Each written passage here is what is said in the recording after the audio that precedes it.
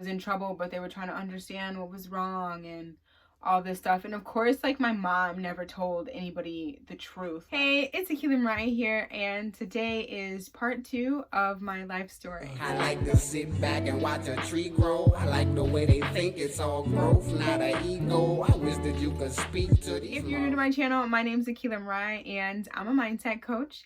I empower women to believe in themselves by rediscovering their worth. If you enjoy the video, make sure you go ahead and hit the thumbs up button for the algorithms, that way it can reach more people. So let's get into it. Oh, we're having problems at home, and you know, my husband and I are separated right now, and so it's just hard on her. She never once said, oh, my husband's beating the fuck out of me at home, and so that is probably why she's tripping out at school. Makes sense. It was never that, obviously. So I struggled a lot in school, and it took a toll on my grades, but I honestly, I don't even know if I would have cared even if that stuff wasn't happening at home. I just have never cared for school. I really enjoy learning now, but I love learning on my own and the things that I want to learn about. And I think that's most people, and that's why a lot of people just don't give a fuck about school, is because they're not interested in what they're learning. Now, my mom always showed us love, like my sisters and I, my siblings and I. Like, even my brother and sister who are not her kids, not biologically her kids, she showed them love.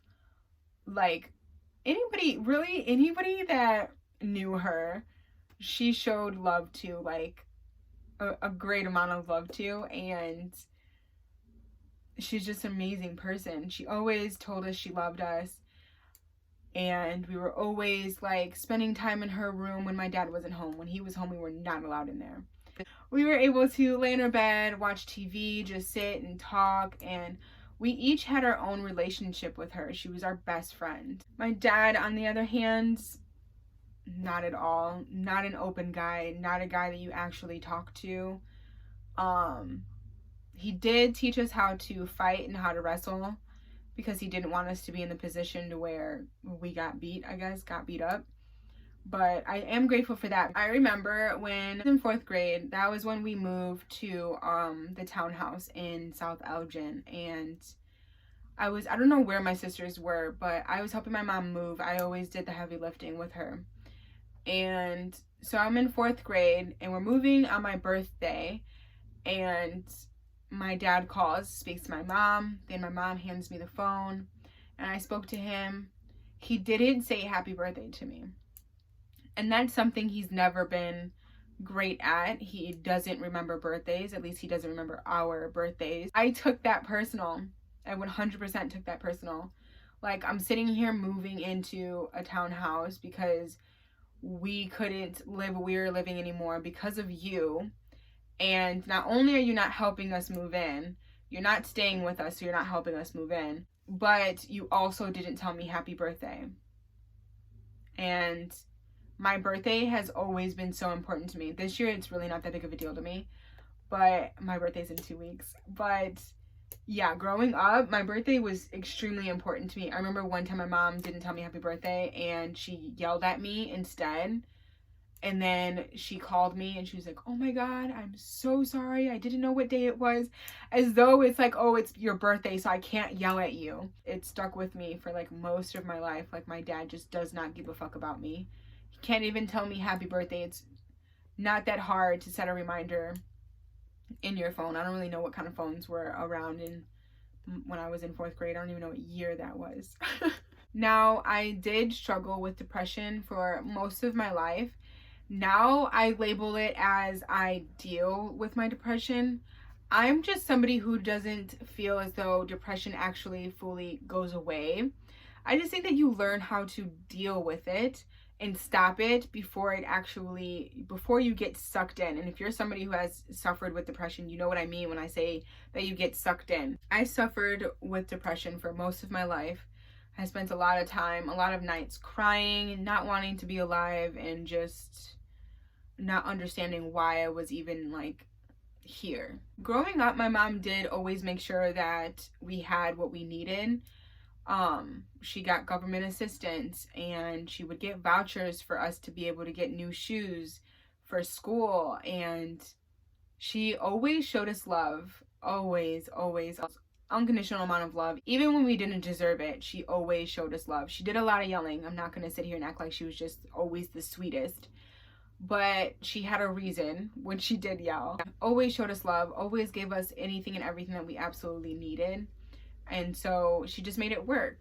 She was pretty much a single parent because my dad was in and out. And even when he was around, he wasn't necessarily holding his end of the deal of just supporting us. At least that was my understanding of it. Yeah, she did the best that she could. Now, my dad being in and out of our lives really caused me to feel rejected and just unworthy and unwanted. I'm like, well, why doesn't my dad want me, kind of thing. My mom used to tell us that she would always take my dad back because we would be sitting at the door crying and waiting and like asking, when is dad coming home? When is dad coming home? And so she said that's why she would take him back. Like, yes, is because she like loved him. Like, she wholeheartedly loved that man. And this obviously stemmed into me looking for attention from men. I was just trying to be accepted by any man, and really it was ones that were very similar to my dad. So yeah, I was searching for acceptance and attention. I always felt like people just didn't like me and that they were talking shit behind my back.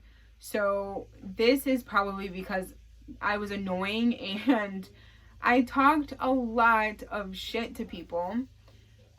Sometimes they would say I like clowned them or I treated them, but those times were never on purpose. It was always on accident. But because everybody started laughing with a serious question or a serious statement, it was taken as me talking shit or just trying to treat somebody. I always struggled with overthinking, and that's why I try to do my best to help people with that now, is because I was always overthinking. I was overthinking what people thought of me. I was overthinking what I thought of myself, what my family thought of me, and what the purpose of me being here was, and why am I feeling what I'm feeling, and why am I dealing with what I'm dealing with. And I did a lot of overthinking. Like I said, 8th grade is when I started dressing more feminine, and I think I went a little OC with it. I wore my pants very low, my skirts very high, and I forced cleavage. I was extremely thirsty for attention, and so my clothing is the way that I got that attention. And that's when I became best friends with my now best friend, and we've been best friends since 8th grade, and I'm so happy to have her in my life. And I'm so happy that she hasn't judged me, because her and I have always been different. She wasn't thirsty for attention like I was. Yeah, I'm happy that she didn't judge me and she just let me be me. Now, I started high school at the age of 13, and so freshman year, I ended up becoming a very large pothead. Like, I smoked a lot of weed, like every day, for either most of my freshman year or all of my freshman year. And yeah, like I said, I just didn't really care about school. I went to school high, I think once. I never did it again because I was so scared I was going to get caught. And I was just like, what is the point of this when I'm at school? There was just no point to me. And so I never did it again. But yeah, I turned into a pothead my freshman year of high school. I was hanging out with older kids, just working more for attention, really. Through high school, I literally did enough to get by. My mom told me that I had to make a C in all my classes in order to not be grounded, and that's exactly what I did. When I was either 13 or 14, that was when my parents like officially separated. I believe they legally got separated. My dad didn't come back home like ever again after that. We did see him on the holidays, because my mom would either throw the holiday parties or gatherings at our house, or we would go visit like my dad's side of the family. And so we would see him that way, but he never really went out of his way to see us. I remember he came to the house and we were struggling and we were like, hey dad, can we get some money for the bills? And he counted his money and then put it back in his pocket and said, no, I don't have any money, sorry. And now at that age, I was like, no the fuck he didn't just pull out a wad of fucking cash and tell me and my sisters that, oh, no, I don't have any money. But now, as the adult that I am, maybe he was counting his money and seeing what bills he had to pay. And because of his bills that he has to pay, that's why he wasn't able to give us money. That's just the logic that has come to my head now. I don't know if that was the case, but that's the only thing that, like, because, like, what else could it have been? Starting from the summer after 8th grade, before freshman year of high school, I was in a program called Upward Bound. They help you with your school, so after school, also helping you with your homework. And in the summer, they're taking you to different colleges, so that way you can get an idea of what college you want to go to when you graduate high school. We also did classes in the summer, so that way we could get college credit for it. And it was a really, really good program. I really liked it. I made a lot of friends, but I still didn't give a fuck about high school. I just had in my head, I'm just going to go to a community college, so my grades really didn't matter. Because number one, we didn't have money like that. And number two, my sister swore she was going to go to a university and then she didn't. So that was because she got knocked up and had my nephew. I went from going to that program every single school day and every day during the summer to not going as often. And that was because of the crowd I was hanging out with. I was just worried about getting attention and smoking weed. So I went through a phase of being promiscuous, again, just trying to get attention. I did have some friends who always made fun of me, and like I said, that was because I would talk a lot of shit. But there were some friends, well, all of those friends that did that, it was actually funny when they made fun of me. The jokes were really good. They were just funny people. But then there were other people who were friends with them that would make fun of me, and that actually hurt my feelings. And so that just made my self-worth and my confidence go down even more, like, over time. I'm just like, nobody likes me. The people who are around me are only around me because of my best friend, and nobody actually likes me. I was literally always dating or talking to somebody, like getting to know somebody to possibly date them. Literally from the age of 14 to I think 25,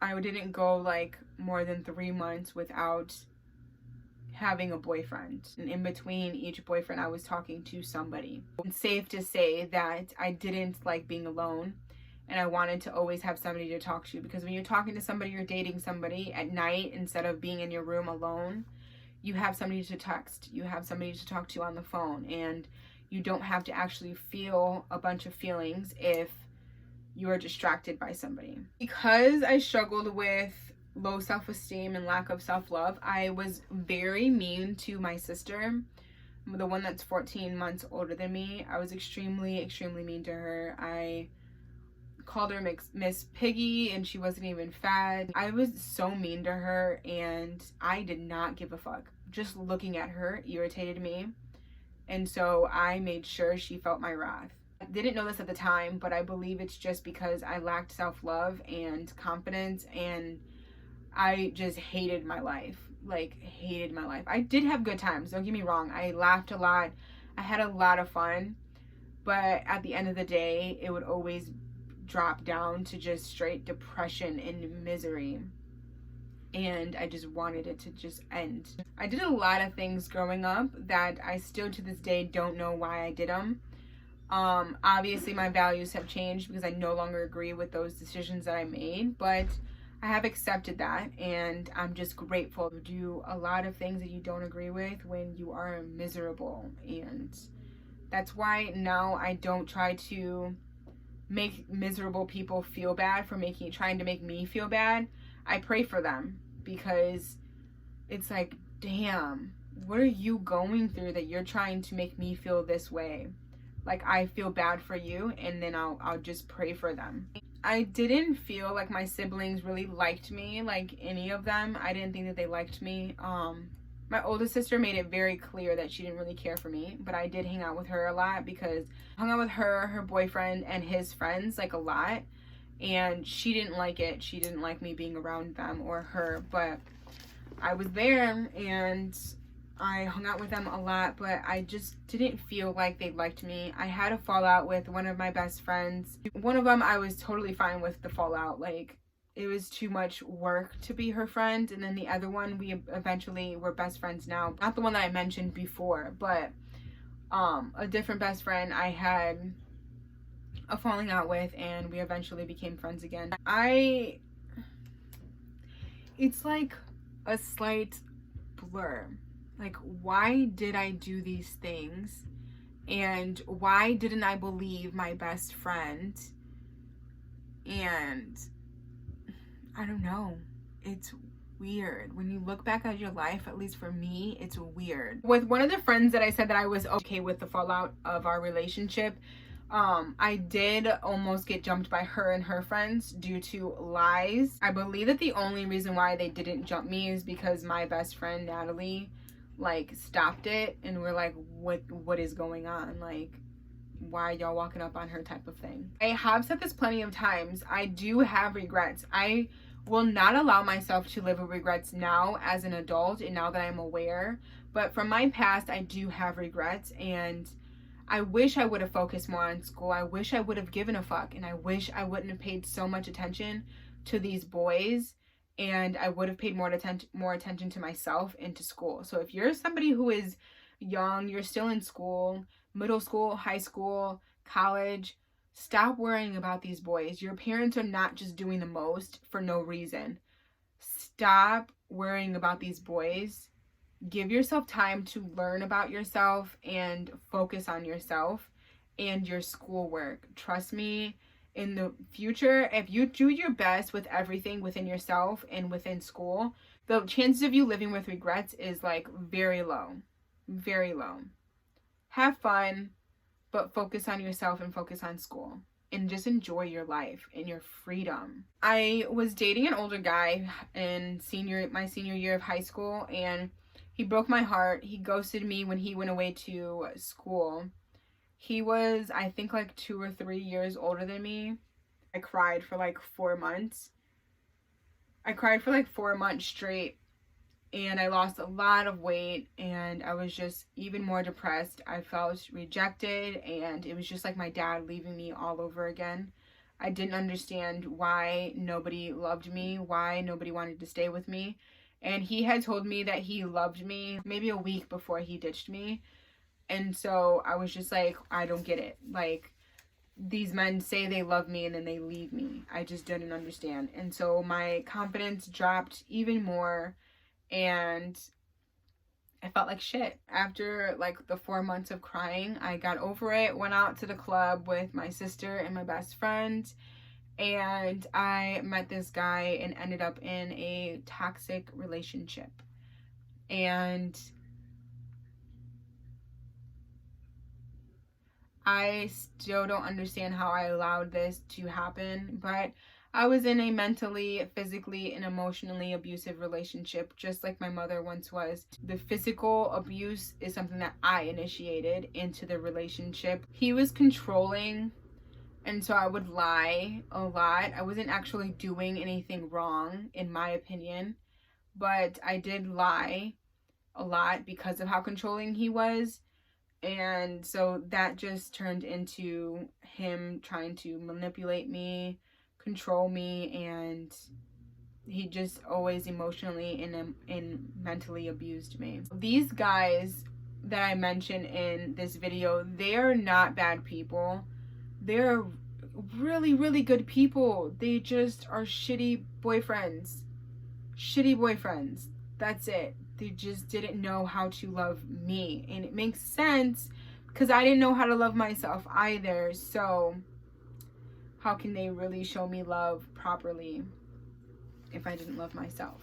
Mind you, the 7-year relationship was more of like 8 months of us being in a committed monogamous relationship, and then the rest of it was just him manipulating me and controlling me into staying with him and having the idea and acting as though we were in a relationship when he was able to just do whatever he wanted. I hated myself, so I wanted to basically be punished. And I figure if I am with somebody who's treating me like shit and I feel like I'm shit, it makes sense. If you enjoyed the video, make sure you go ahead and hit the subscribe button and also hit the notification bell so that way you're notified every time that I upload a video.